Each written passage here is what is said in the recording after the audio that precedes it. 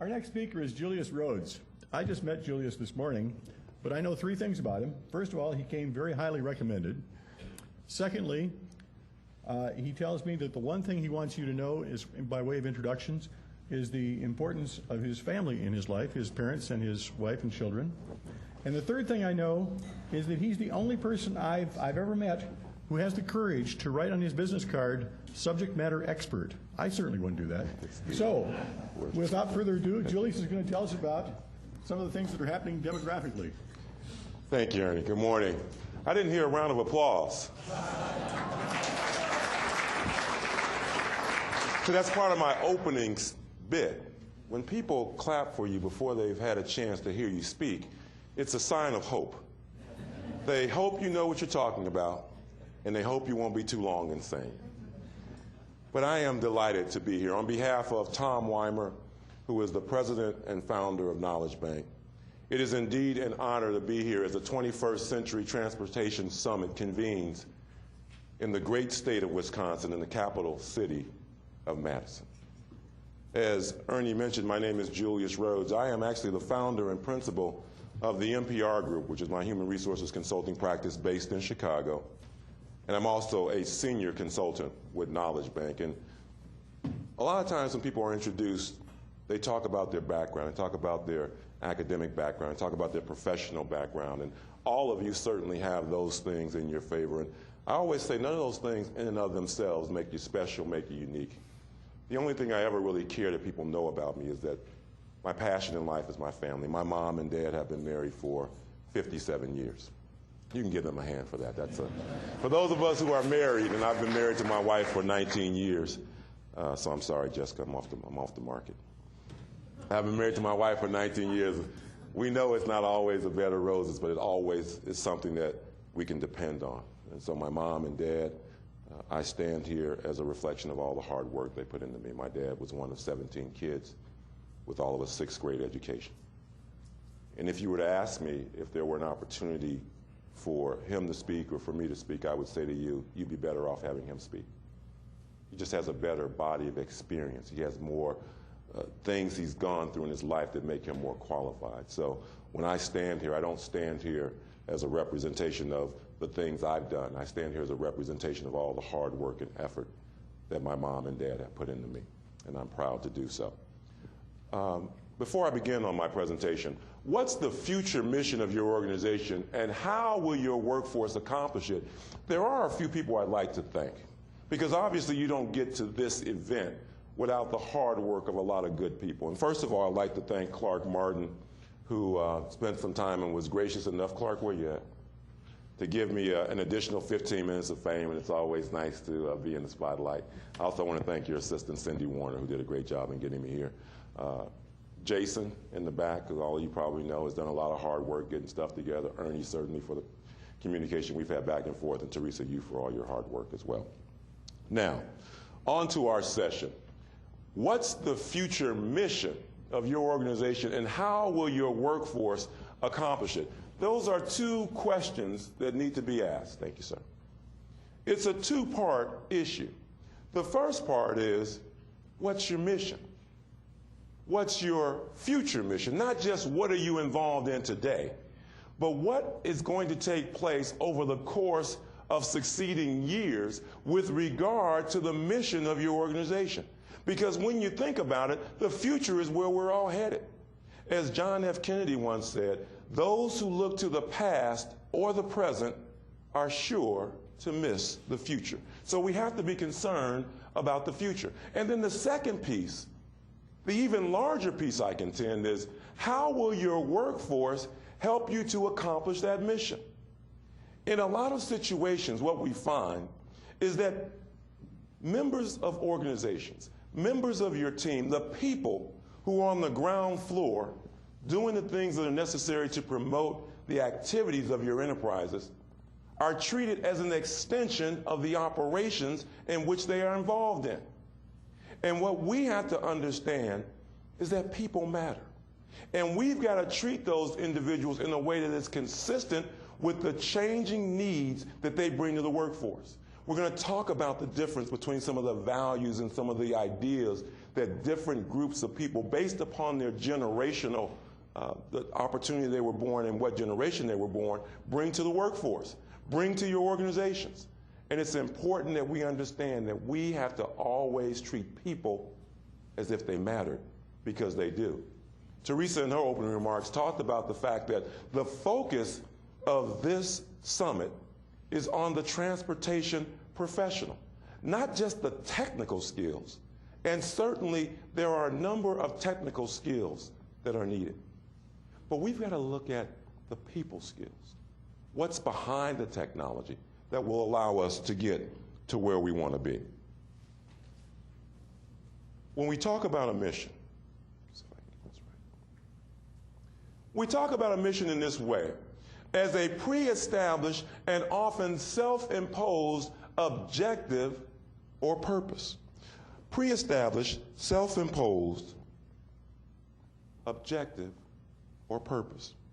Now, when we talk about that from a static standpoint, I want to add something to it. Your mission has to be clear. It has to be convincing. And it has to most of all be inspiring.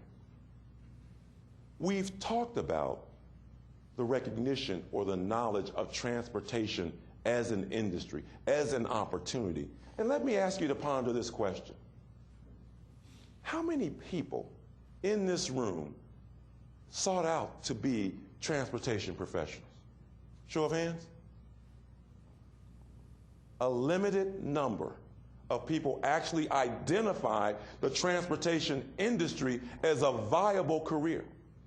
Now, coming back to today, if we're going to build for the future, and if we're going to connect with those individuals that we hope are going to lead us into the next generation of transportation, what does that say?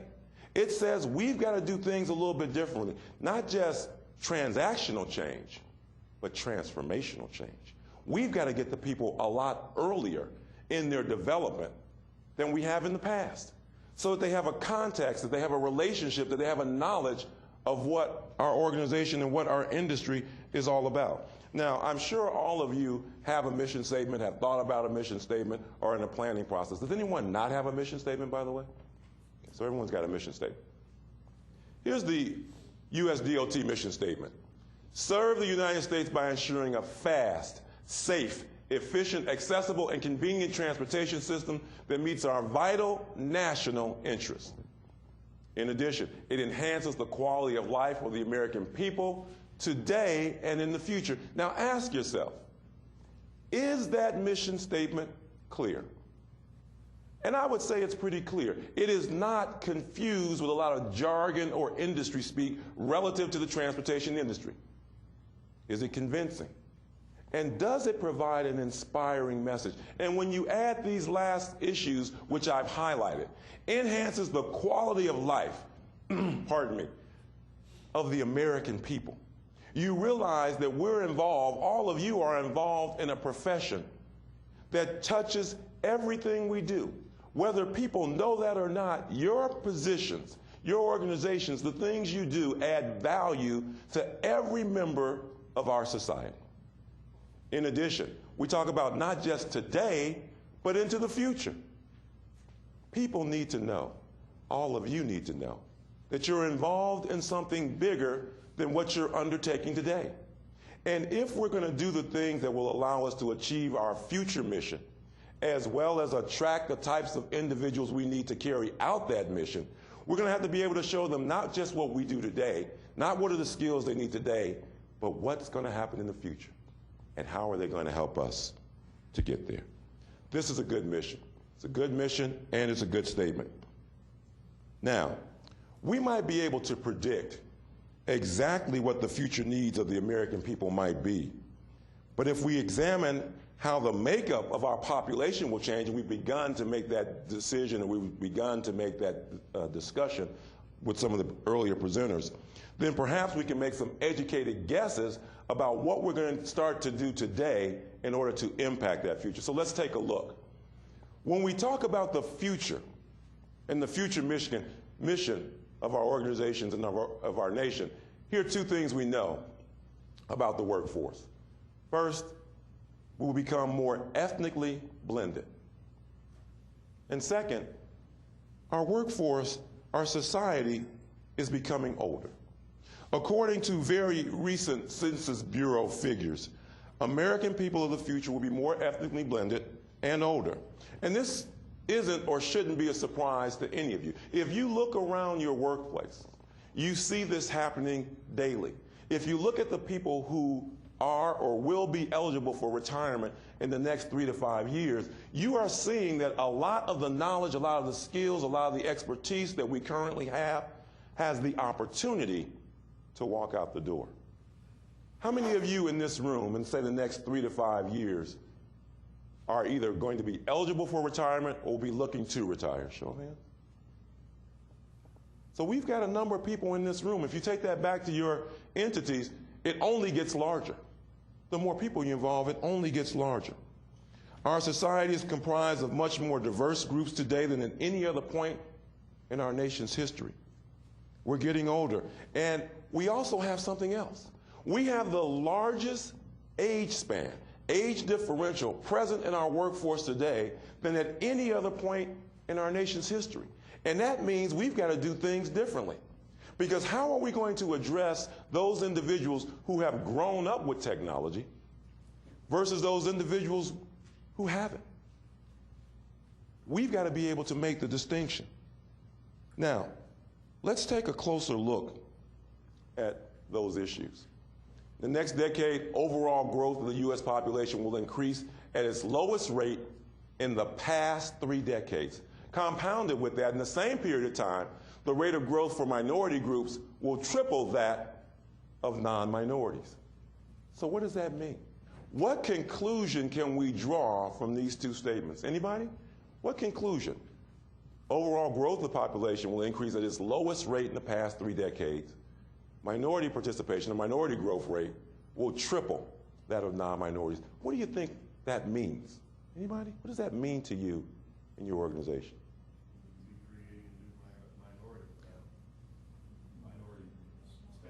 Right. The status, the composition, obviously, of our workforce is going to change. And that first bullet point points to something else.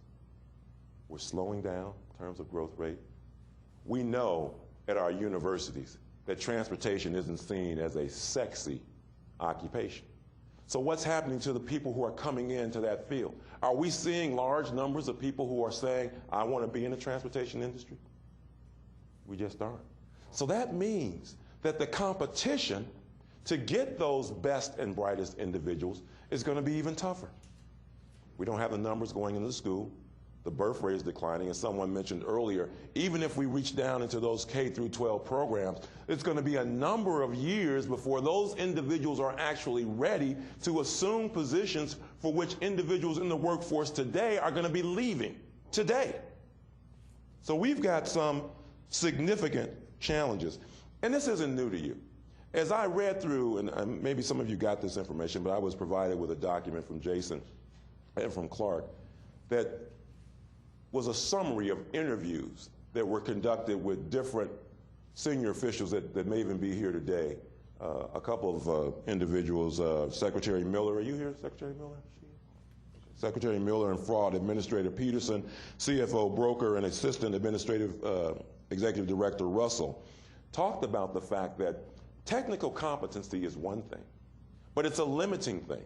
We've got to now move beyond just the technical competencies and begin to look at other factors that impact our ability to be successful. And as Clark mentioned in his opening address, the time for planning, the time for talk is beyond us. We've got to now begin to execute some of the things that we've talked about in the past. And if we don't execute those things that we've talked about and planned about in the past, then our ability to do the things we've done becomes even more limited. Again, in the next decade, the group of 65 to 84-year-olds will increase 54%. By 2030, that number will double for that group. In contrast, if you look at those younger individuals who are coming into the workplace, who are now advancing or beginning their careers and will advance their careers. In that 20 to 44-year-old range group, it will only increase by 4% and 10% respectively. When developing our mission for the future, this is what we need to do. We need to ask these questions. Is our mission clear and understandable? Is it accessible to the people that we want to reach? We have to make sure that our mission statement is broadly disseminated so that if nothing else, people have a context of who we are. Your mission statement should not be an internal document. How many of you share your mission statement with different constituency groups so that they know what it is you do? And if you don't, that's an opportunity to begin to influence people, to think about what it is we do, and to try to better understand what we do. Does it specify the purpose of your organization? Does it relate to those you serve? Does it relate to those you serve? Because the issue isn't what do you do for yourself? It's what do you do to make those constituency groups feel good about what you're doing so that when you have a new plan, when you have a new idea, when you're pursuing new options and alternatives, they feel good about what it is you're doing.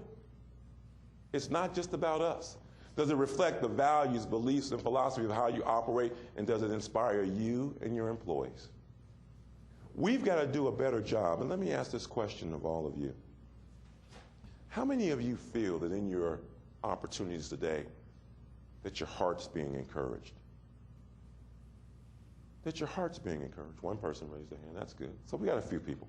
But that's where we've got to be. We've got to have people who feel like their heart is being encouraged and that they feel committed to the operation. And there's a difference between commitment and compliance. Clark, could you stand up for me, please? I get to pick on Clark because he's the person I've talked to the most. And Clark, let me ask you a question, Clark. Why did you stand up? Because you asked me. Because I asked you to. It was a compliance. Give Clark a hand for standing up. Go ahead, Clark. Clark complied with what it is I asked him to do because I'm at the front of the room. Similarly, when you go back to your institutions, your organizations, your universities, whatever the outlet is that you serve, people will comply with what it is you ask them to do. But compliance doesn't get us everything we want. It doesn't get us what we need. We need people's commitment. Young lady from Atlanta, and you're at Georgia Tech, I think. What's your name? Aju. And Aju, when you're, and this is just for anybody, do any of you here attend a regular faith service? Because I know I don't. I just wanted to ask if anybody did. But when you do, oh, you do. So when your minister or your pastor asks you for something, does he or she want your compliance or do they want your commitment? They want your commitment. That's what we've got to get out of our folks. That's what we've got to get the folks that we look forward to bringing into our environments to buy into. Not just compliance. Compliance means it keeps you even with the water level, meaning sometimes you're ahead of the water level, sometimes you're beneath the water level. But overall, you're right at the level. Can we get to where we want to be in the future if all we have is compliance of the people who perform the operations we want them to perform? Not consistently.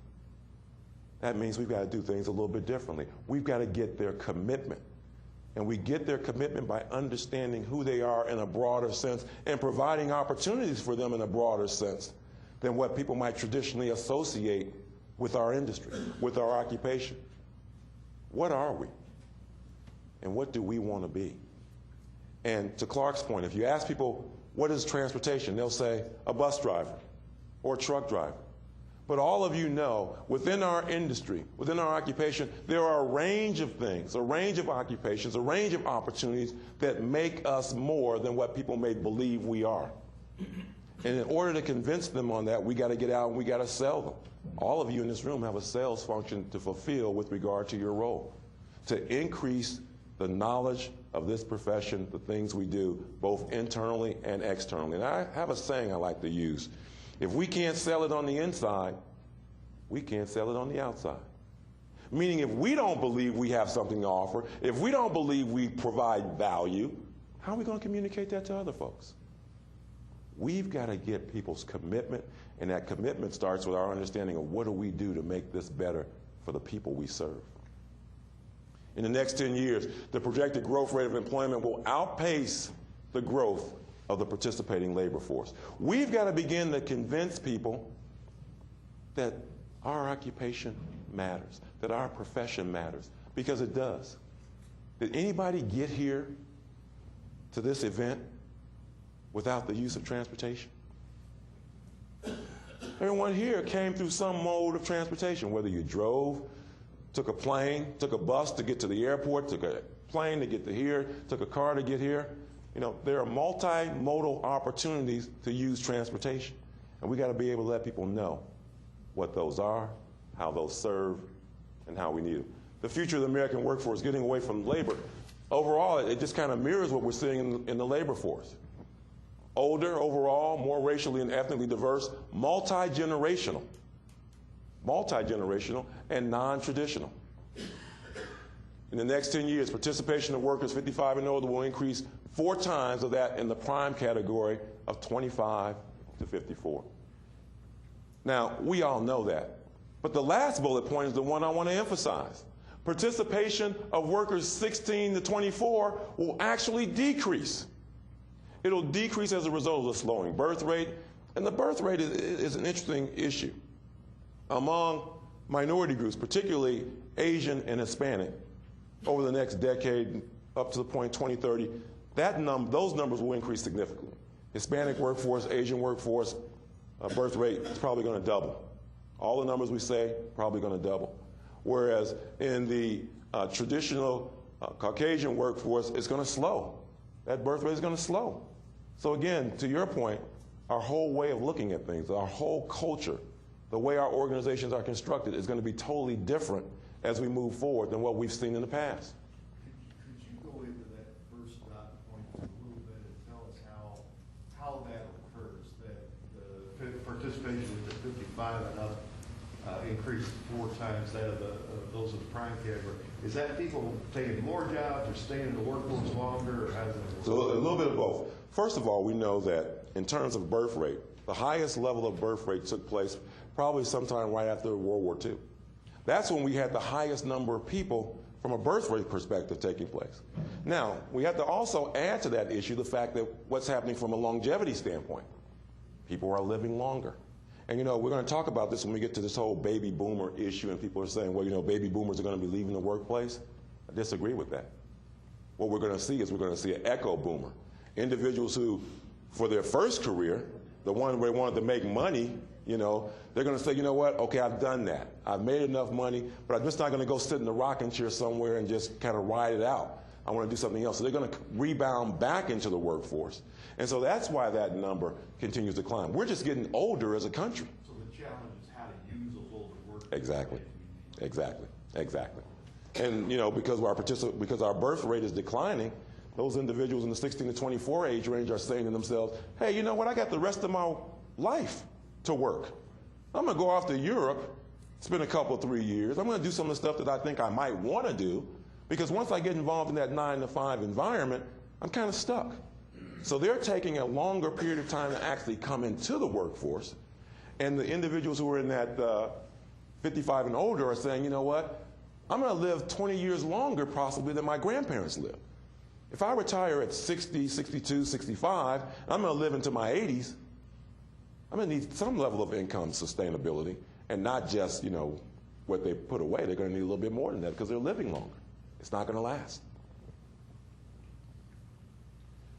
Future workforce, more racially and ethnically diverse. In the next 10 years, and this is what I've already said, whites will remain the largest participating race group. However, they will have the slowest rate of growth.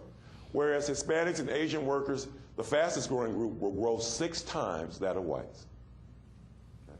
And really, when you look at all the ethnic groups, the birth rates are increasing. Okay. The white birth rate is decreasing or staying the same. And that's just going to change the way we do things. Now, here are the things that we're faced with in the workplace in terms of generational issues. We've got those baby boomers born between 1945 and 1964. Show of hands, who fits into that group? Okay, nice percentage. Generation X, born 1965 to 1980. Show of hands, who belongs to that group? Okay, so it's not too far off. It's kind of close.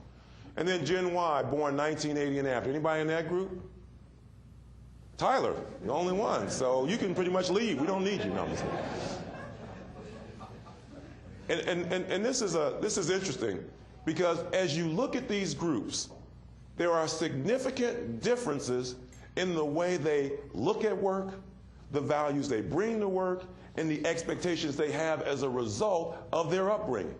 Now, before I get to my next slide, what might you think are some of the differences between, let's say, someone in the baby boomer generation and Tyler? Well, since he's the only Gen Y. Anybody, what are some of the differences you might, yes? I know that Generation Y folks know how to multitask. They know how to multitask. They are very comfortable in high technology environments. Yeah. So that would be a contrast. Let me give you an example of something that happened to me just recently. I was talking to my daughter, who is 13 years old, just turned 14 years old. And we were talking about an issue that involved an event at her school for which there were a couple of girls in the neighborhood who all wanted to go. And I said to her, Lauren, have you talked to Natalie, have you talked to Laura with regard to how you guys are going to get to and from this event? I said, why don't you send her an email to let her know what's going on so that you guys can figure out what's going on? She looked at me like I was a Martian. Dad, nobody emails anymore. And by the time she had finished making that statement, she had instant messaged her friend, had gotten a response back, and they were pretty much set. So even for someone like myself who's just getting used to and being able to apply technology, and maybe not even to its fullest extent, the whole idea of emailing somebody is kind of out the door. I'm just getting pretty good with email. Now you got IM, you got text, that whole other area of things. So let's look at, and by the way, this could be a whole day's presentation. So we don't have as much time. But baby boomers can use a cell phone, but don't know which way the camera points, or don't have full functionality with regard to their PDAs. Because all of those devices, those BlackBerry devices that a lot of people have, and maybe some of you have, are powerful tools. They're as powerful a tool as the first computers. But they're in a size that allows you to slip it in your pocket. They're overachievers for whom work is necessary and satisfying. They achieve status and success, often at the sacrifice of their personal life. I've heard many people when I was traveling early on in my career say, I wish I'd spend more time with my family and less time at the job. Because they wanted to achieve. And they saw that achievement tied to their work. And then finally, they need little supervision and management. They want work-life balance, but they struggle with how they're going to achieve it. Gen Xers, they communicate with emails. It's attached to a BlackBerry. They're hard workers, unencumbered by status. Doesn't matter what the title is. What matters is, what am I doing? Do I feel good about what I'm doing? Am I involved? And can I contribute? They're free agents for whom employer loyalty is unimportant. My dad used to say to me, my dad was a meat cutter for 46 years. Whenever I'd leave a job, he'd say something like, you must have got a nickel more. Find a job, stay with it for 30 years, retire and get your gold watch. And I said, Dad, that's not what people want anymore. I said, if you stay too long, they begin to wonder why you're there. Okay? So that's kind of, employer loyalty, that whole psychological contract that our parents, that my dad grew up with, for a lot of people doesn't exist anymore. They need supervision and frequent feedback, and they focus on work-life balance. How much free time do I have so I can go out and do the things I want to do, and then I'll come back and do the things that I have to do from a work perspective. And then Gen Yers, think emails are old-fashioned. Just wouldn't consider sitting down and sending emails. Everything is instant. Concerned about job security, money, and status, but impatient with slow upward progress. For them, wanting to get to that corner office, if they're in a job for 18 months, well, that should be enough. I should be able to move into that CEO, that executive director, administrator position. 18 months is fine. They're just very impatient. They need supervision and immediate personal feedback. Forget about the work stuff. How am I as a person? How am I doing as a person? They want that personal feedback. And they need variety in work and require work-life balance. I have a niece who's 24 years old. I'm not sure she understands what work is because she's got the other side of it down pat. She understands going out and doing this and doing that, but the work part is kind of skewed. And she's very impatient. Whatever she does, she wants it down. And so this is what you face when you go back to the job, when you go back to your places of employment, the work site. You face this multitude of individuals who carry with them different values about the way they look at things. And to the extent that you're able to understand where people fit, and these are kind of generalities. There are people who are baby boomers that are as good at technology as anybody you will ever find. But it kind of gives you a roadmap, gives you an idea so that you at least have a starting point. Because if you don't know what makes up a person, if you don't know what road to take or where you're going, then any road's going to get you there. So you got to have at least a template or an idea of what it is you're dealing with in your workplace so that you have a starting point. This provides you with a starting point. I have a quick comment. Yes. In the context of academia, I think it's also important because you find that you have baby boomers and Generation X's teaching Generation Y's. Mm-hmm. And they tend to use what they are comfortable with, and it doesn't quite work very well. Speaking of that, I have a professor. I'm actually studying for an advanced degree. And they're still working out of the 3rd edition. Well, the book's been reprinted 3 or 4 times. So as they're giving their lecture, they'll say, in my book, as if we have the 3rd edition, which has been out of print for 15 years, it's page 50. But in your book, probably look way around page 88. It's like, either they've got to update, there's no other way of looking at it. They've got to come forward. They can't expect the people who are there to go backwards. And that's what all of us, we've got to look at what's taking place now, but more importantly, what's going to be the opportunity in the future, and how do we get there? And we got to get there as individuals first. So that when we go out and we talk to these individuals, when we're interacting with the people in our workplace, when we're interacting with people we want to bring into the transportation industry, we're already ahead of where they're at. And we can show them the opportunities for advancement and growth, and that we're progressive. Because you're already fighting a difficult battle, just being in the industry that you're in. Future workforce, non-traditional, retiring. Retiring boomers. And I got retiring in quotes because remember I said, I don't think they're going to retire. They're just going to come back in another form. And if they do, we got to figure out, can we get them? And if we can get them, how do we utilize them to affect the range of different skill sets that we need? How many of you have an engineering background? My wife's an engineer. And there's a difference between someone who's an engineer and someone like myself who was raised or trained as a human resources professional. In engineering, everything tends to be linear. Everything's A, B, C. You can track, you can follow. In human resources, a lot of the things we talk about are conceptual. So there's a disconnect. And what we've got to do is we begin to bring people in. I'm not sure necessarily that for the positions that we want to fill, for the opportunities that we have, that you really need an engineering degree as an entry point into the operation. You need other skills. You need project management skills. You need motivation skills. You need communication skills. You need finance skills. All of those things. And you also need the ability to understand that there is not necessarily one best way to do anything. And that's kind of where the engineering piece helps and hurts. It gives you an idea of how you get there, but it also kind of blocks you in from a human resources perspective and a labor perspective. I always say the best thing about a contract is it tells you what you can and can't do. The worst thing about a contract is it tells you what you can and cannot do. We've got to display flexibility in our approaches and be able to look at alternative ways of getting to where we want to be, because that's what the people that we're dealing with want. They're not all engineers. And the more we try to press or pound the analytical piece to people who are creative, who are non-analytical, the further and further away they get from us in terms of a mental connection. And we've got to establish that connection. Retiring boomers will want and need to work, but they just might not want to work a Monday through Friday, 9 to 5. My analogy to that is this. If all of you were independently wealthy, none of you would be in this room. You wouldn't work a 9 to 5. I'm not saying you wouldn't want to work. You'd want to do something with your time. You just wouldn't want to be on a 9 to 5 basis. And that's where our retiring, quote unquote, boomers are going to want to be. They're going to come back into the workforce. They're just not going to want to work a 9 to 5, Monday through Friday type of situation. Secondly, Gen Xers and Gen Ys will need variety in work and constant challenge that stretches their minds and abilities. But you know what? That's no different than anybody else. How many of you want to do the same job you're doing today for the next 10 years? Raise your hand. Nobody. The only people who want to do the same job today, 10 years from now, are people who are close to retirement. They're just going to want to ride it out. But all of us want to be challenged.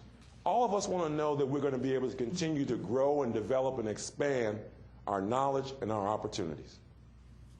And if that's what we want in our situation, then we got to know that the people that are around us want the same thing. And how we're able to do that will determine the success of our operations, because we got to do it. We can't always give people the glamorous things. There are going to always be some mundane things that people have to look at. That's just kind of the price of admission. But to the extent that we can involve them in different things and challenge them, we give ourselves an opportunity to be better. We give them an opportunity to be better. We give them an opportunity to be able to tell a convincing story about why people should want to be a part of the transportation industry. All workers will gravitate to employers who respect work-life balance and social responsibility. It's not enough just to facilitate the aims of the entities in which you're a part of. We know transportation is changing. It's a much broader industry than it was previously. But people aren't just concerned about what you do. They're concerned about how you do it. Are you involved in green campaigns? Are you trying to do things that emphasize sustainability? Are you allowing people in this work-life balance issue to go out and become involved in volunteerism efforts?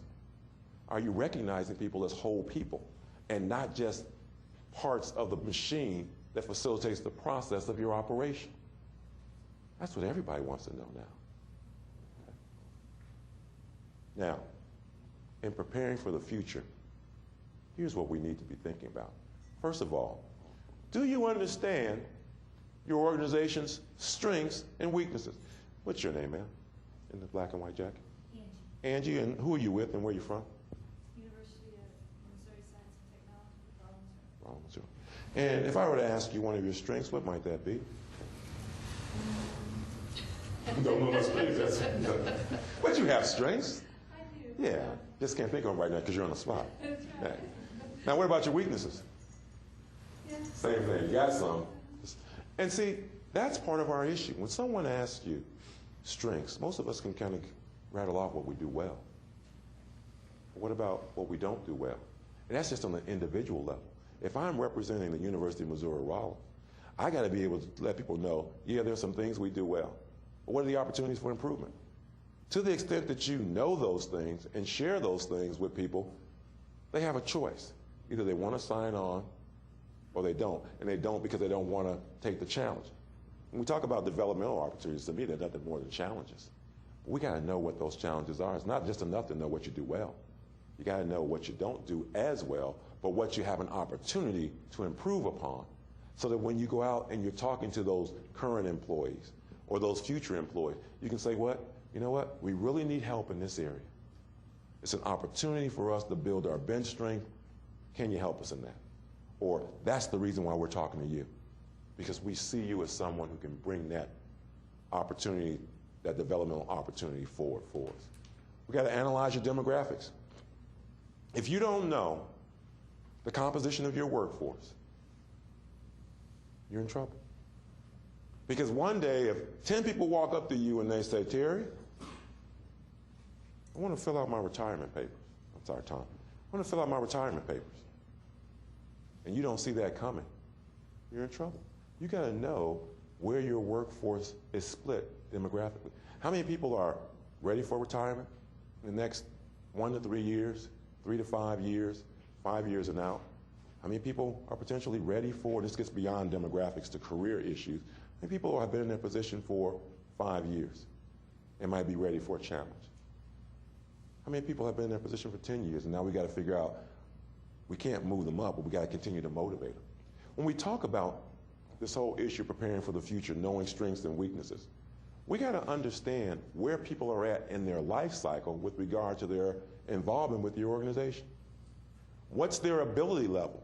And we talk about ability as a subset of motivation. Motivation is a function of willingness and ability, and rarely is the question ability. The people that you have in your offices, out in the field, wherever they're at, 9 times out of 10, they got the ability. The question is willingness. And how do we get them to be willing to engage in something, to commit to something if they have the ability? That's one of those issues you got to figure out by doing this organizational assessment. Identify the skills and competencies needed to fulfill your future mission.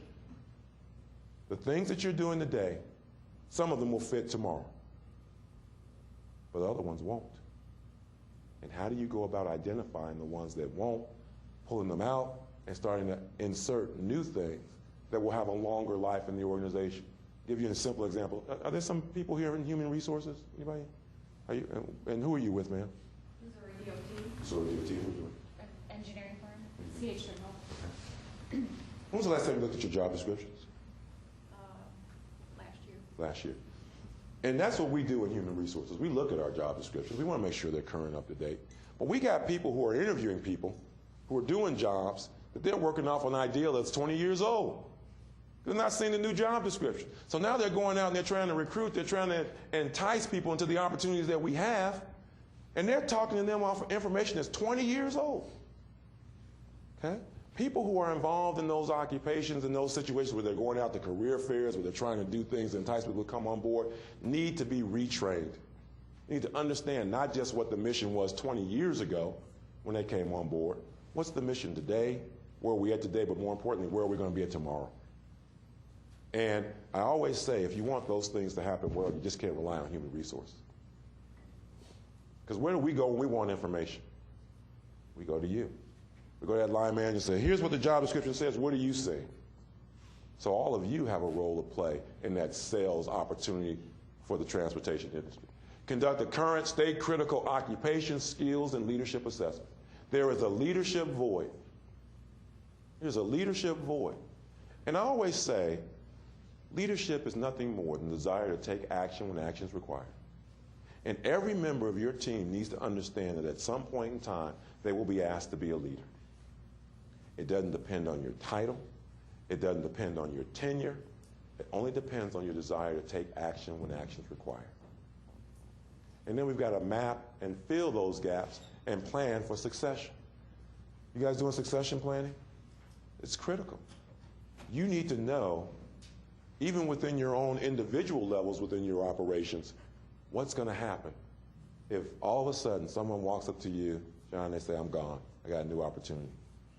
You got to know that. You know, we've got a situation, a good situation in the state of Illinois with the election of President-elect Obama, who resigned from the Senate. Every state has to have 2 senators in order to have a legal vote. We don't have a legal vote right now if a bill was coming up for a vote. But you know what? How many people expect the senators to leave? Arizona's got the same issue. New Mexico's got the same issue because, I'm sorry, they got governors. But New York's got the same issue because Hillary Clinton upon confirmation. So you got to know who your players are.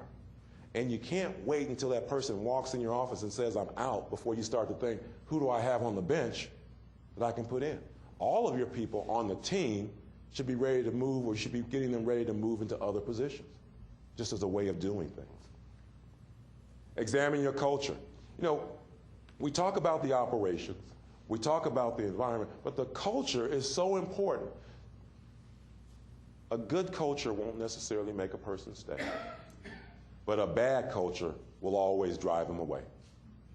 A good culture won't necessarily make a person stay, but a bad culture will always drive them away. You've got to be concerned about the culture that's present within your operations. And not just what you say the culture is, not what the theory of what the culture is, but what's the reality? What's actually taking place in those environments today from a cultural perspective to make people feel good about what it is they're involved in. And you can never underestimate people's feelings about how they want to engage in the environment. It should align with your future mission, vision, and values. And with regard to values, I always say this. You can say whatever you want, but if you don't live it, you don't believe it. Okay? If you don't live it, you don't believe it. And if there's inconsistency between what you say and what you do, people are always going to follow what you do. And that's stuff that we all learn very early on in life. It should reflect the attraction and retention priorities of the future workforce. We got to be able to attract and retain people. Okay? Attraction of those people who are not within the organization. Retention applies to both those individuals who are outside the organization that we want to bring in, but also it applies to those individuals who are with us currently. We got to treat the people who are part of our operation as if we really value them.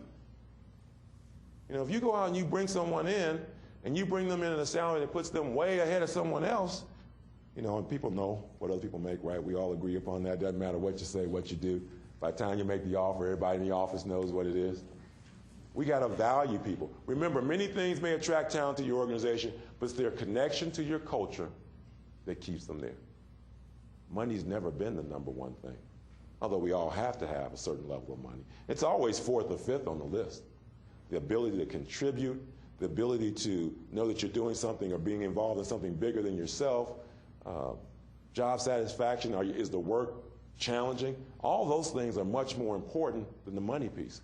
And all those things roll into the issue of culture. So in summary, here's where we're at. There's going to be competition for the best and brightest. It'll be tough, but you can win. But as my parents always taught me, nothing worthwhile ever came easy. And nothing worth having is worth having unless you're willing to work for it. It's going to require that you do some things. First, the mission must align with those that we serve. We can't just look at our own individual needs. We got to look at those constituency groups that we serve and how to get our message out to them in a more broader sense. Leadership that embraces diversity and appreciates the needs of a multi-generational workforce, because the workforce is never going to go back to what it was. In the formative days of our organization's histories, a lot of times people got jobs because of who they knew, someone in the neighborhood. It was kind of word of mouth. And word of mouth is still a good thing. But now there's so many other avenues that we've got to be able to use to attract people, to respond to people. Paper resumes don't do it. If you're looking at resumes on paper, probably not going to get the people that you want unless you start to incorporate other means of doing that. The workforce, the traditional workforce of the past is forever gone. And now we've got to understand, what do we do in the future? What do we do today to prepare ourselves for the future so that we can get those individuals that we need, so that we can create the type of organizations and environments that we need and the cultures that we need. And then finally, an organizational culture that values individuals. Again, a lot of the things we've talked about were prepped by Clark, by Teresa. These are things that we got to pay attention to. We cannot get away from them. And to the extent that we keep them in the forefront of our mind, we give ourselves a better chance of being better tomorrow than we are today. And at the end of the day, that's where we all need to be. We can't afford to be the same, because in staying the same, we actually get worse. And none of us can afford to get worse. There's too much at stake. And your jobs, your occupation, your industry adds too much value to the things we do in society for us to stay the same. And with that, I'd like to thank you for having me. A lot of great stuff. The value in these sessions and these types of opportunities is certainly in hearing some of the people speak. But more importantly, the value is in making new friends and making new contacts and realizing that you're not in this alone. If you come to this summit and you walk away and you've not made a new contact, someone you can pick up the phone and call and say, hey, I got an issue or concern, how you guys handling in that part of the country, then you've missed out on a significant opportunity to make yourself better, to make your enterprises better. All of you should walk away with a new connection, a new commitment to engage someone that you didn't know before so that you can expand, to Teresa's point, that scope of influence and that scope of knowledge that we all have to expand if we're going to get better. You can't see it there. The KnowledgeBank website is there. As I mentioned, I'm the founder and principal of the NPR group. I have some of my cards. If any of you want a card from me, I'll be happy to give it to you. I'll be here through lunch. If I can answer any questions or give you any direction on anything, happy to do it. And let me just give you, I'll write out quickly my email address in case you have something that you want to send me or a question for me. And my commitment to you is this: if it's important enough for you to email me, if it's important enough for you to reach out and contact me, it will be important enough for me to get back to you. My email address is jrhodes@mprgroup.info. And with that, I'll conclude. If there are any questions, I'll be happy to entertain any questions. Again, thank you. Enjoy the rest of the summit. You've got a great lineup of speakers, a lot of opportunities for interaction. I appreciate the opportunity, and I wish you all the best of everything. Thank you.